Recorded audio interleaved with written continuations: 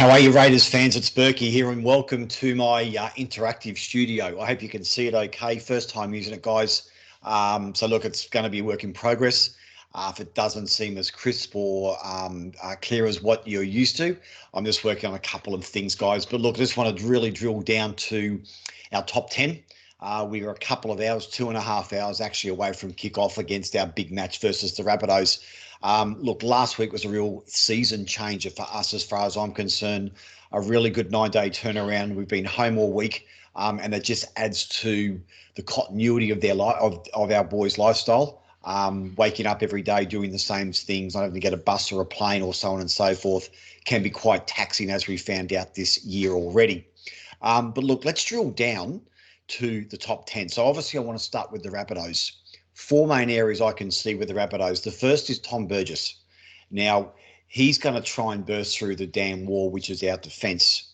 What he's trying to do, obviously, is get Damien Cook. If he can get 3 or 4 of our defenders in to tackle him, that's when Damien Cook can really scoop and get out of dummy half quite quickly. So we've got to make sure that with Burgess, we have no more than 2 in the tackle. Don't get sucked in, and we've got to win the ruck. He's a big man. He's going to look to go straight down the middle of obviously sort of behind our ruck area, which is where Damien Cook will come into his own. The thing with Tom Burgess, as the game gets on in length, on time, he starts to make errors. So we can frustrate a guy like Tom Burgess out of the contest because he makes errors through the game. Usually he averages 2 or 3, and they're usually at critical times.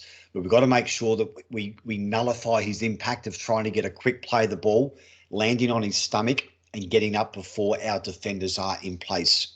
If we can nullify that, Damien Cook at number 2 will also not have as much room to get on the front foot and scoot out of dummy half.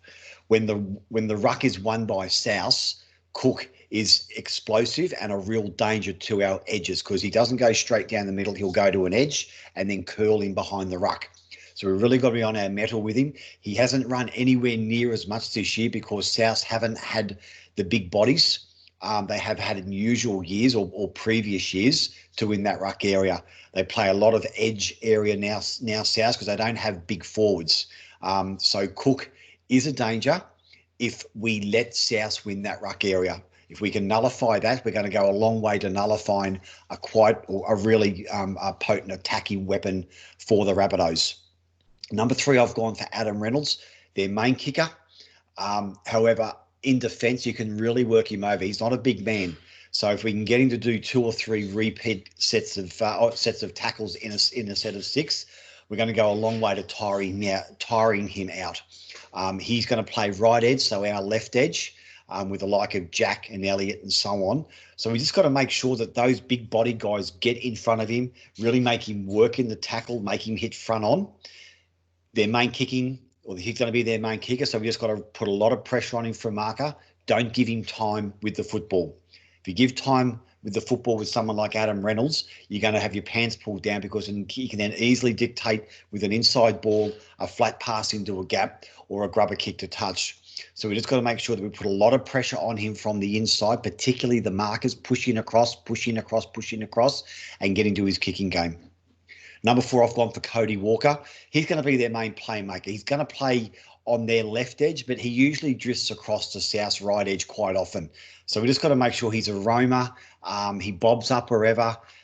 He plays very slow to the line. What I mean by slow to the line, he just dawdles up slowly, then he explodes through the gap or explodes into the line to hit someone with a short ball. Once again, it's a matter of our defence keeping nice and tight with someone like Cody Walker and don't give him opportunities to run with 2 balls and to run with the ball in 2 hands. If we stand back and watch what he's going to do and wait, we're going to have a lot of trouble. Someone's got to go in and nail him one-on-one. He's not a big guy, so we should be able to easily get him to the ground with one-on-one hits with him, and then we get our defence set. Let's come to us. Number 5, I've gone the bench. Now, looking at the South bench compared to our bench, we have a lot more experience in the Rabbitohs. So when our bench gets on, the likes of Starling, looks like Tarpany starting from the bench, Sutton, and Harley Shield-Smith. We've really got to make sure that we get in and really lift that tempo 1%. The South bench is very inexperienced compared to ours. So we've got to make sure that our bench really consolidates, lifts the enthusiasm and makes a difference. If I think we're going to win this game from our bench players tonight, just with that extra experience and just knowing the way to play the game as a bench player once you come on, minimal mistakes and just really playing to the team environment. So I think our bench is really important to getting the 2 points tonight. Of Hudson Young, I've gone for number 6. I thought he was really impressive last week against the Roosters. Really good footwork close to the line. Very, very hard to get a shot on Hudson Young because he moves so well left and right. He's starting to make some real good inroads in that edge. So he's starting to get a good combination with George Williams. So that's a real positive for us. If he can continually follow George up close to the line, he's going to get a half break or just get his nose through the line, which gives an opportunity to play the ball very quickly, which is when George Williams can come back down through the ruck with a quick play of the ball and open the inside markers like he did last week for that try. Number 7, I've gone for Papa. I think South will really try and make a statement on Papa tonight. I think they'll really try and aim up on him. I'd love to see Papa get a few more offloads away tonight. South don't have a big pack.